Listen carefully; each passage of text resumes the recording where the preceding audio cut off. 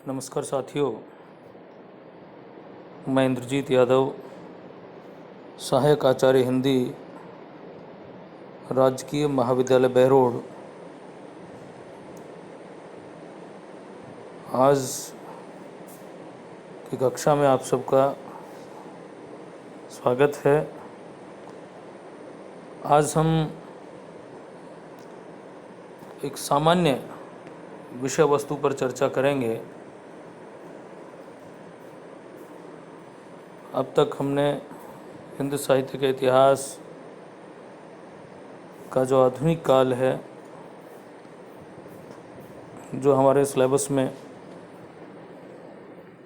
शामिल है, के विषय में जो भी लघुतरात्मक, अति लघुतरात्मक प्रश्न बन सकते थे,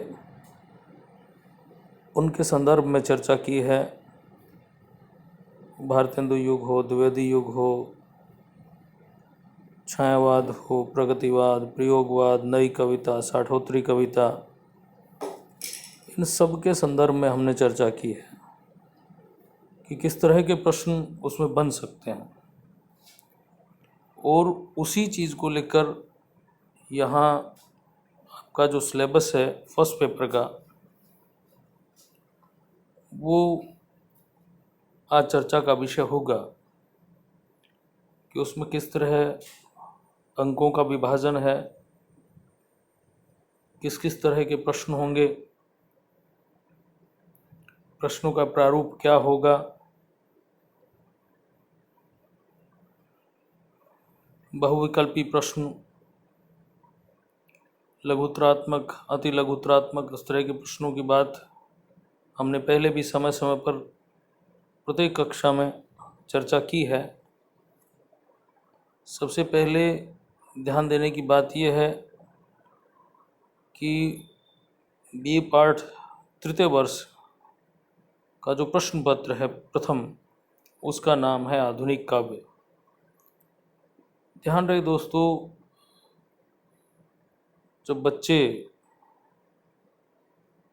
परीक्षा के दौरान लिखने बैठते हैं तो बहुधा ऐसी स्थितियाँ आती हैं हमारे सामने कि बच्चे को ये तक पता नहीं होता कि उसके उस पेपर का नाम क्या है। अंदर पता होना तो दिगर बात है कि राइटर कौन, लेखक कौन था, कविता का नाम क्या था, वो चीज़ें तो बहुत अलग हैं, दिगर हैं। उनको पता यही नहीं होता कि इस पेपर का नाम क्या है। तो ध्यान रहे, आधुनिक काव्य।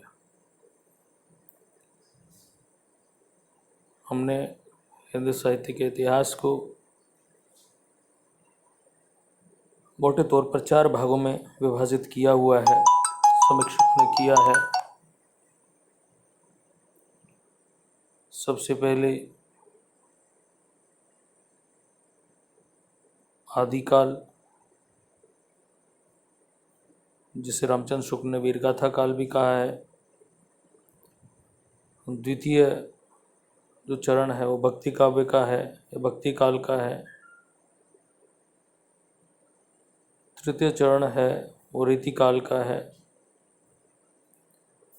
और चतुर्थ जो चरण या विकास की जो प्रक्रिया है वो आधुनिक काल के नाम से जानी जाती है। और उस आधुनिक काव्य या आधुनिक काल के लेखकों को और अवधारणाओं को हमारे पाठ्यक्रम में शामिल किया गया, जिसमें पद्यांश लगाए गए हैं।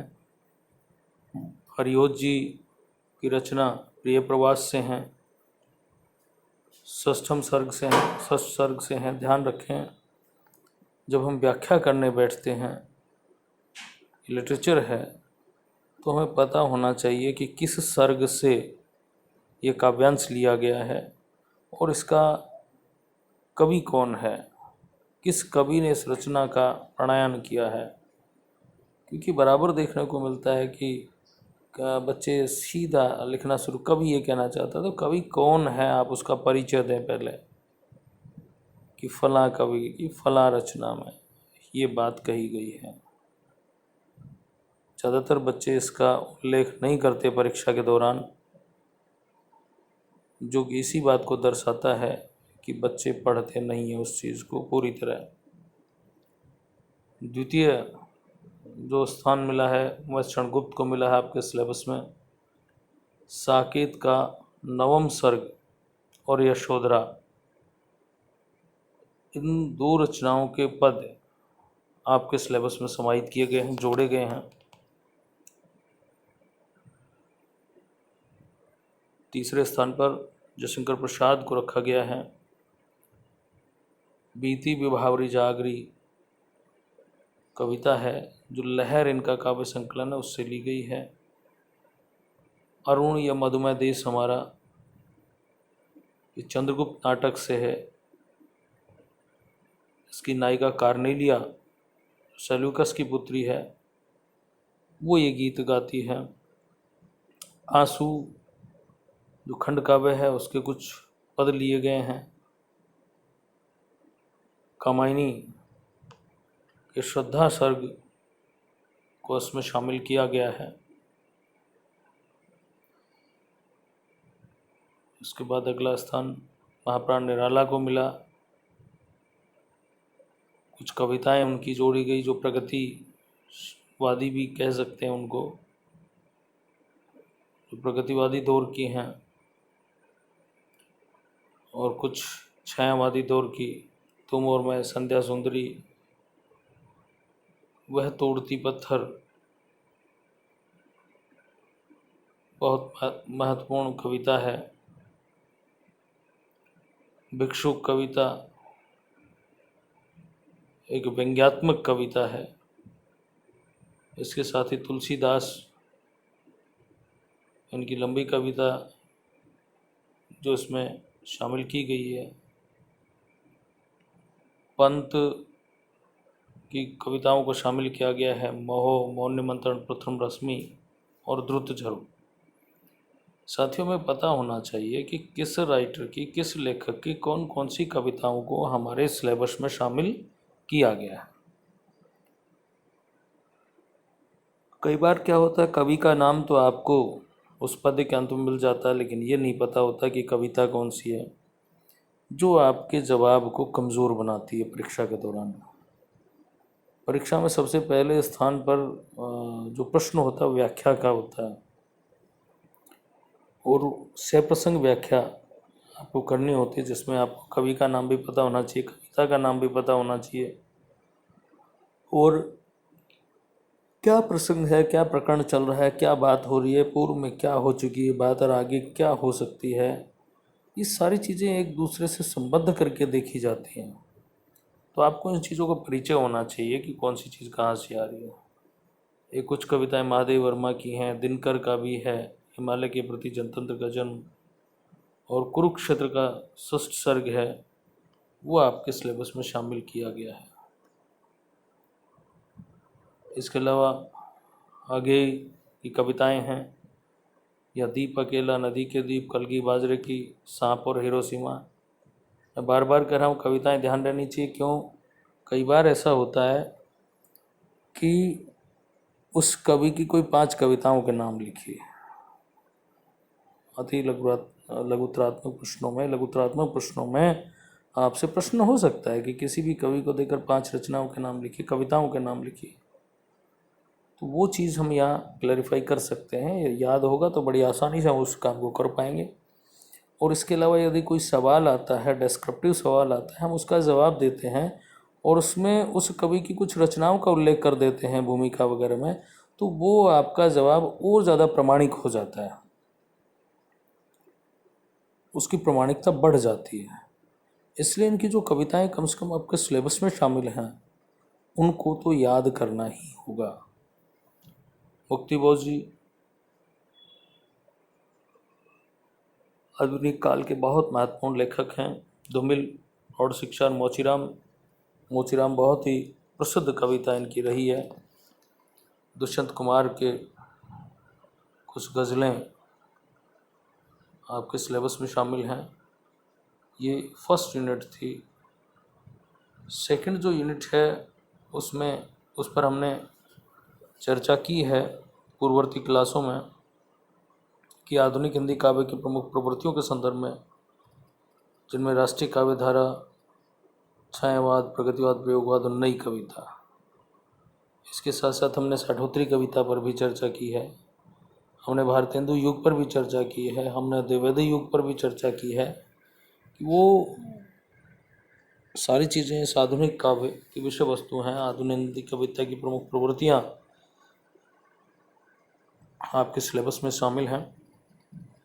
इसके अलावा काव्य बिंब, प्रतीक, मिथक और फैंटेसी, इन पर भी हम आगामी कक्षाओं में विस्तार से चर्चा करेंगे। अब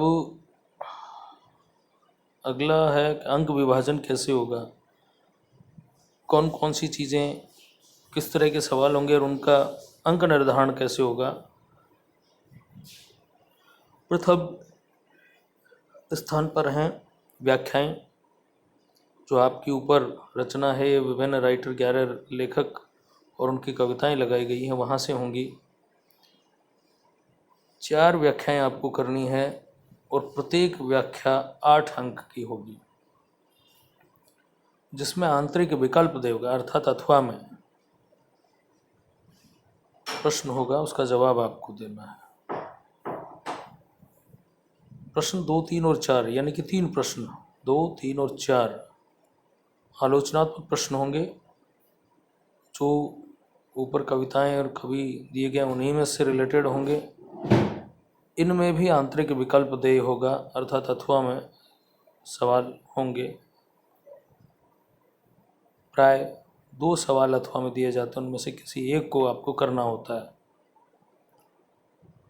4 अति लघुत्तरात्मक प्रश्न होंगे, जो 2 नंबरों के होंगे। कुल 8 नंबर के प्रश्न होंगे और ये अति लघुत्तरात्मक प्रश्न दूसरी और तीसरी इकाई से होंगे, यानी कि विभिन्न काव्य धाराएं, राष्ट्रीय काव्य धारा, छायावाद, प्रगतिवाद, प्रयोगवाद, नई कविता, इसमें से, या काव्य बिंब, मिथक, प्रतीक और फैंटेसी में से। यहाँ से ये सवाल बनेंगे जो कि लघुत्तरात्मक प्रश्न की श्रेणी के होंगे। इनमें भी विकल्प देय होगा आपको। कुल पेपर आपका 100 नंबर का होना है। इस तरह 4 पार्ट्स में आपका पूरा पेपर डिवाइड होगा। लघुत्तरात्मक प्रश्न भी उसमें शामिल होंगे, जो 5वें वर्ग से ही आएंगे, 2री और तीसरी इकाई से ही आएंगे, जिसमें 50 शब्दों की बात होगी, अति लघुत्तरात्मक में 20 शब्दों की बात होगी। धन्यवाद।